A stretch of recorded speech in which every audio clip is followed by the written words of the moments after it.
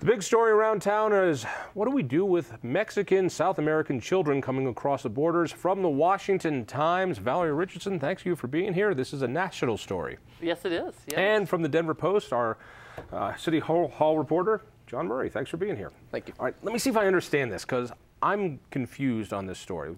We all know that children are flooding across the border, and we don't know what to do with them. Do we know what's behind this flood of children? What's bringing them across the border?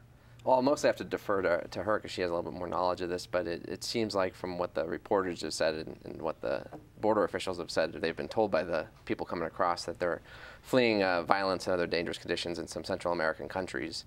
At least that's what they say. But that's been the way of the world for the last 50 years down there. There has been a hope of amnesty. Hasn't that been the empty promise? Yeah, they are apparently being told by these smugglers, who in some cases are bringing them over, that if they just get into the United States and they're a minor under the age of 18, then they can stay. And it seems like what they are alluding to is something that was signed by President Obama in June of 2012, the Deferred Action on Childhood Arrivals memorandum, which basically said that if you were brought here, through no fault of your own, when you're under the age of 18 or 16, then you can get some sort of deferred action and not be deported right away. Let's say if they find that you're in the country illegally, and you're going to have a grace period. There's going to be some sympathy to your situation because you might have lived your entire life and known no other country but the United States. But that apparently has been interpreted in places like Central America as meaning that, if you just get there and you're under 18, you can stay for life. And that's at least the message that's being promoted by these smuggling groups. Doesn't it cost money for these kids to get all the way from Central America all the way up here? How is this money now available to get them up? There's a rush here that I would imagine would have come years earlier. Well, the DACA was just signed in June of 2012, and so I think that's one reason that you're seeing it more now than you have in the past. All right, so we have up to, 50,000 children and young adults in the country, where to go, and that's where this story takes a Denver turn. It was Ken Clark, a Tea Party activist and a talk show host, who got hold of a memo. What was this memo, and what did it say? Well, last week he got hold of a memo that was from a few weeks ago from the Denver Human Services Department, and it basically was internally to employees at the Family Crisis Center that said that, hey, we may be shifting our focus here. We're applying for a federal grant, that we maybe start taking in some of these kids who are down in these Border Patrol stations. What is this facility again? I'm sorry. It's a Family Crisis Center. Basically, Denver DHS, Human Services, uses it temporarily for children who are waiting to be placed with families. So a child might come out of foster care, or their parents are arrested or something, and so we need a place to hold these kids? Yeah, I think it's a variety of circumstances, and they're not, there's been kind of a trend away from holding them in facilities like this, and so they have, I think, an entire wing that's shut down, and they have a lot of beds that are now open. All right, so Ken Clark gets hold of this email, this memo. There was a leak in Denver. Is that basically what happened? It sounds that way. And Ken Clark, of course, had a very particular viewpoint on this. He saw it as Denver seeking to become a sanctuary city. When the story got a bit ahead of Denver city officials, Mayor Hancock came out on Friday and defended it and said, hey, it's really more of a humanitarian thing. We're Denver, we care about kids, and so we need to step up. All right. I love your euphemism. Got out ahead of itself or whatever.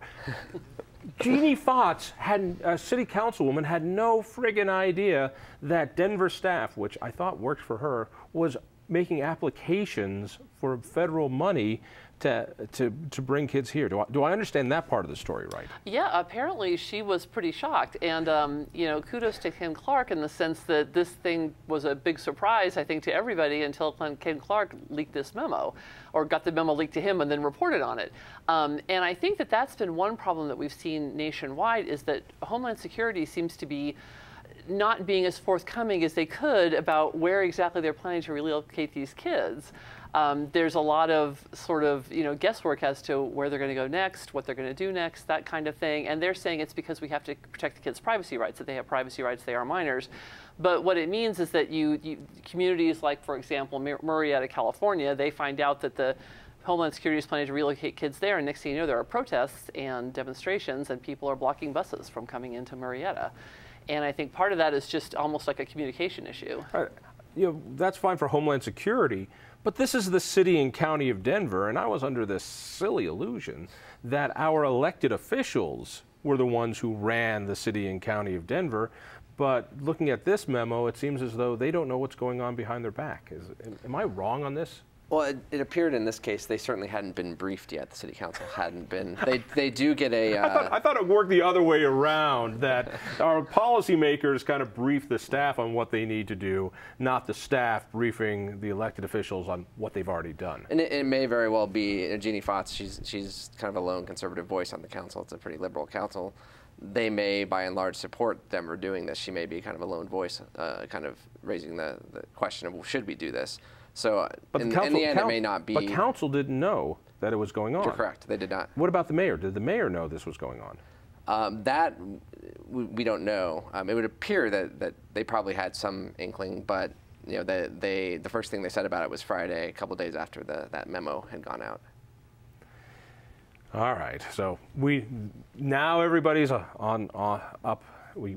to speed. Does the city and county of Denver want these refugees? I'll call them refugees. Do we know? The application is going forward. The application is going forward. They haven't submitted it yet. It's due August 6th, I believe, and they're one of many cities that are probably going to be applying for this $350 million pot of money. And we have places for, what, 60 kids? Is that? 54 beds, I think, in that center. And would that be the extent of it? 54 kids? Right now, that's all they're talking about. I haven't heard any indication that they want to go further than that. What the mayor said is that they would expect, if they got this grant, to be asked by the federal government to specifically take in kids who have some kind of a family connection in Colorado, so that they would eventually be placed with those family members, so they would come through this center on a temporary basis to get resettled and go through probably their shots and medical exams and visa So how much will it cost to house 54 kids? Do we know? I think they're applying for, I think the average grant is $4 million, correct me if I'm wrong. So 54 kids, $4 million for 3 years. But it's probably not going to be my math might be a little fuzzy years. here, but I mean, raising a couple kids myself, they don't cost millions. I mean, they cost what seems like millions, but it's not actually millions. Why does it cost so much? We're still waiting to hear for more information, but it's also a possibility that in that 3 years there may be a rolling use of those 54 beds. It may be 54 kids at a time or fewer. They may still use some of those beds for their current services, and there may be, we'll stay for a month or two and then take in more kids on a rolling basis. All right. Well, this is going to turn into the political football, and so it's great that it happens on an election year. How else could it possibly be? But let's do this on an election year. And so we've got several big races: Senate race, governor's race, and of course, what's going on in the city and county of Denver. So let's start off with the governor. How does the governor feel about all this? Well, from what I understand, he is saying it is basically a city issue. He's not necessarily going to get involved in this. I think that's the... Wait. Let me see if I understand you. Hickenlooper's not going to take a big leadership role in this. Is that what that is a different course of action for him than usual. So I'm pretty surprised. Well, this is a city situation. You can look at it that way. It's obviously better for Homeland Security if cities are attracted to this pot of money and apply to take the children in voluntarily. But yeah, when the word gets out that they're coming, then clearly politicians are asked to respond, and the polling on this has been really split. Half the people say yes, we should take them in, and this is a humanitarian crisis, and the other half say no, we should deport them now. Because it's an immigration issue. Right, exactly. So I would think that Colorado is probably split in the same way that most of the nation is, and so that puts all these elected officials in a really tough position. Yeah, you really couldn't ask for a better, trickier problem. If it was just immigrants coming in, there would be an overwhelming feeling to send them out, but they're children, or many of them are children. A lot of them are older teenage children who, in their state of origin, might be working hard at an adult job. I don't know, but this is an emotional issue. So tell me about Hick's reaction. How does that play with his opponent, Bob O'Prey? Well, it's telling that you have the city of Denver stepping up. It's a pretty democratic, liberal city. Probably Mayor Hancock probably doesn't have any political risk here. There'll be a few folks grumbling about it, but by and large, folks are going to pretty much support him here. it's telling that Governor Hickenlooper is not offering up the state of Colorado's resources or facilities or anything like that, because it's a lot trickier for him. So he still the image of he portrays it as a local issue, right. where some states are kind of stepping up. Right. There are governors who have made it very clear it's not going to happen anywhere in my state, period, and to the point where some state legislators are trying to overturn their governor's veto of such issues or their executive order. That's not happening here. The governor isn't touching this with a 10-foot pole. Correct. What about Bob Beaupre? Is he going to jump on this, or not heard a lot from him? He did get stung a little bit on immigration a few weeks ago by having to walk back some comments he made, suggesting that Colorado should adopt some of those Arizona-style laws that got struck down by the Supreme Court. So he's really not said a lot on this issue, I don't think. Why do I have a feeling this is one of those issues that they go to the pollster first to find out where they stand? This also then goes to the federal elections. We've got a sitting senator. We've also got a sitting congressman. How does it affect them? You know, Mark Udall won't take a position on the Keystone XL pipeline. I sincerely doubt he's going to take a position on whether Denver should be housing illegal immigrant children, you know, in their facilities. There's no reason for anyone in that Senate race to take a stand on this, and I don't think they will.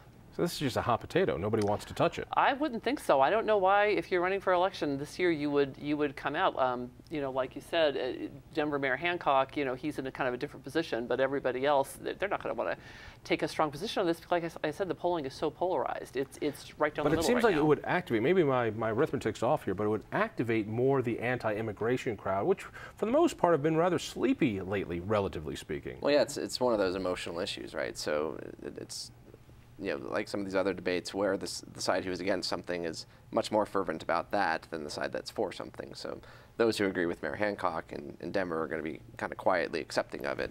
But in statewide, if Colorado were to do the same thing or become an issue, then those who don't like that decision are going to be very vocal and stand up. Well, we got about a minute left here, but tell me, you've seen some of the facilities down in Arizona. What was it like? Yeah, I was at the Nogales Border Patrol a few weeks ago, and it was. Were you trying to sneak out of the country? Yeah.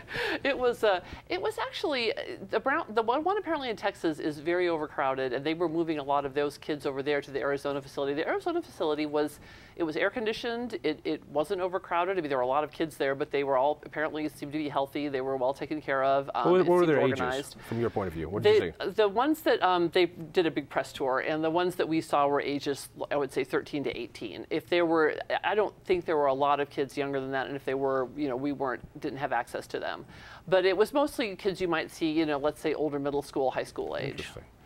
All right, we're going to find out what happens. Valerie, thank you. John, thank you. This one's going to be burning up. And thank you. Listen for me on KHOW Radio. Check out the Independence Institute. That's independenceinstitute.org. And tell a friend about this show. We'll see you next week.